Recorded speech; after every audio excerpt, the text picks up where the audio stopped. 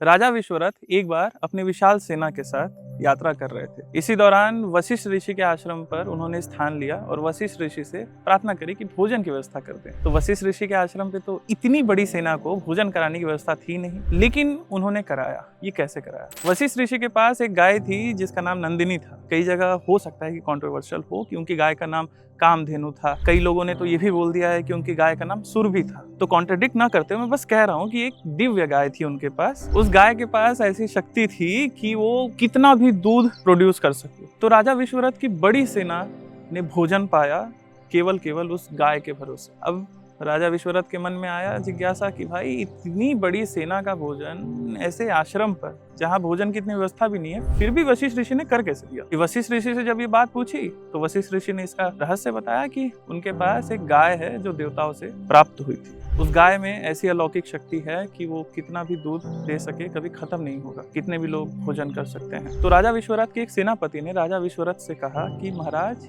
ये ऐसी दिव्य गाय ये तो हमारे राजमहल में होनी चाहिए कि हमारे विशाल सैनिक इससे भोजन कर सकें, आप इससे भोजन कर सकें, इत्यादि इत्यादि। फिर राजा विश्वरथ ने वशिष्ठ ऋषि से इसकी कामना करी कि हे ऋषि, मुझे ये गाय आप दे दीजिए। वशिष्ठ ऋषि उस समय ब्रह्मर्षि की उपाधि पर थे, उन्हें ब्रह्मर्षि का पद प्राप्त था। उसके बाद वशिष्ठ ऋषि जी ने विश्वरथ जी को समझाया कि ये पॉसिबल नहीं है, क्योंकि या तो इस गाय के लिए ब्रह्मर्षि की उपाधि प्राप्त हो या फिर आपको अधिकार हो, देवताओं द्वारा ये गाय आपको प्राप्त हुई हो, तपस्या करनी पड़ेगी। मुझे ये आशीर्वाद रूप में प्राप्त हुई है। उसके बाद राजा विश्वरथ जबरदस्ती उस गाय को अपने साथ ले जाना चाहे, लेकिन उस गाय ने राजा विश्वरथ की सारी सेना को तितर बितर कर दिया। कोई सैनिक उसके सामने टिक नहीं पाया। तब राजा विश्वरथ का अहंकार टूटा और उन्हें थोड़ा सा बुरा भी लगा कि मेरे साथ ऐसा क्यों हो गया, क्योंकि मैं तो इतना बड़ा राजा हूँ, इतना बड़ा साम्राज्य मेरे अधीन है। तब तो ये गाय मुझे प्राप्त होनी ही चाहिए, क्योंकि इतना बड़ा राजा हूं मैं, तो मेरे पास ये गाय नहीं है, ये कैसी बात हुई? उसके बाद अंततः विश्वरथ राजा को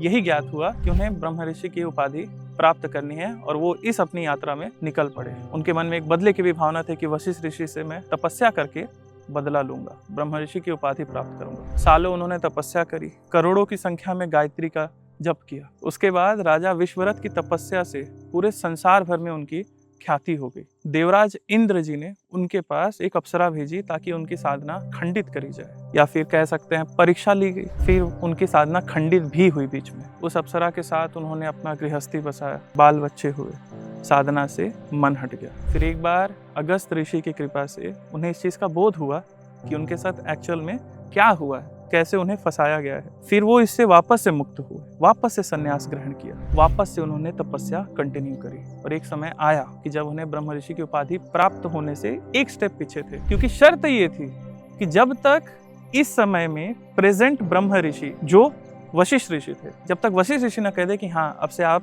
ब्रह्म ऋषि हो, तो ये पॉसिबल नहीं होता था। तब राजा विश्वरथ के मन में ये था कि वशिष्ठ ऋषि तो उनके दुश्मन हैं, उनका हित चाहते हैं, या फिर इन दोनों के आपस में द्वंद्व है। तब उनके मन में आया कि मैं आज्ञा लेकर के या फिर प्रेम पूर्वक तो मैं ये काम नहीं करवा सकता, इसके लिए मुझे उन्हें मारना पड़ेगा। अब यहाँ पर राजा विश्वरथ एक योजना बनाते हैं। रात में जब वशिष्ठ ऋषि सो रहे थे, उस दौरान उनके शयन कक्ष के बगल में जाते हैं और उन्हें घात पहुंचाने की तैयारी करते हैं। वशिष्ठ ऋषि स्वयं ब्रह्म ऋषि थे, उन्हें ज्ञान हो गया कि कोई तो है जो मुझे मारना चाहता है, या फिर वशिष्ठ ऋषि या राजा विश्वरथ आए हैं। उसके बाद वशिष्ठ ऋषि ने विश्वरथ राजा को अपने पास बुलाया। इस समय तक राजा विश्वरथ का नाम विश्वरथ से विश्वामित्र हो चुका था। अब विश्वामित्र ऋषि वशिष्ठ ऋषि के चरणों में गिर गए और क्षमा याचना मांगने लगे। तब वशिष्ठ ऋषि ने उनके कंधे पकड़ के उन्हें उठाया और कहा, उठो ब्रह्म ऋषि। तब से विश्वामित्र ब्रह्म ऋषि की उपाधि प्राप्त कर चुके और विश्वामित्र ऋषि ब्रह्म ऋषि हुए। कथा है कैसे एक क्षत्रिय राजा विश्वरथ से विश्वामित्र बना, विश्वामित्र से ब्रह्मर्षि बना। ब्रह्मर्षि कह सकते हैं संसार में, चाहे मनुष्य लोक में तपस्या जो करते हैं उनमें सबसे बड़ी उपाधि प्राप्त होती है। ये कोई पद नहीं है कि कोई पर्सन आपको दे दे, इस प्रकार से बहुत अलग लॉजिक्स हैं इसके।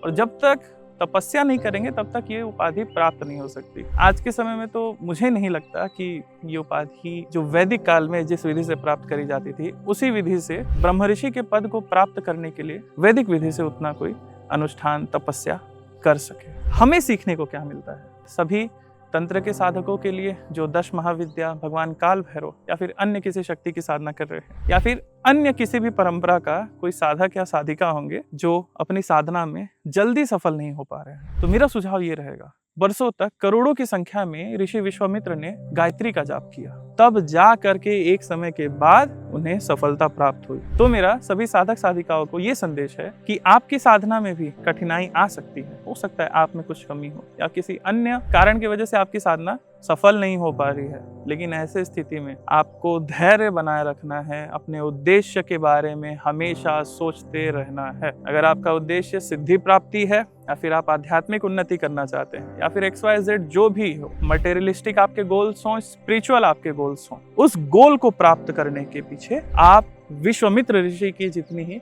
तपस्या करें। जरूरी नहीं है कि इसके लिए आपको पूजा पाठ जाप इत्यादि करना पड़ेगा। हो सकता है कि आपका फील्ड कुछ और हो सकता है आप बिजनेस में हो सकता है आप नौकरी में हो सकता है पढ़ाई लिखाई कर रहे हो, या फिर आप कला के क्षेत्र में हो। अब जिस भी क्षेत्र में हो वहां पर आप यदि विश्वामित्र ऋषि की तरह तपस्या करेंगे तो इस बीच में भी आपकी साधना खंडित होने की संभावनाएं जरूर है। अब आपकी साधना कैसे खंडित हो सकती है? समाज आपको परेशान कर सकता है, आपका परिवार आपको सपोर्ट नहीं कर सकता, अन्य कई प्रकार की समस्याएं होती है, फाइनेंशियल क्राइसिस हो सकता है, हेल्थ में कोई इश्यू हो सकता है। आप सभी चीजों को साथ चलाते चलाते अपनी साधना पर जरूर फोकस करें। और जो भी तंत्र की साधनाओं को करने वाले साधक साधिकाओं से ये है कि आपके पास कुछ चीजें जरूर होनी चाहिए, जिसमें है श्रद्धा, विश्वास, साथ में धैर्य। पहला विश्वास आपको अपने ऊपर रखना है, फिर आपके गुरु, आपके इष्ट, आपके देवताओं, आपकी शक्तियों पर। एक दिन सफलता आपको जरूर मिलेगी। तंत्र की साधनाओं से जुड़ने के लिए,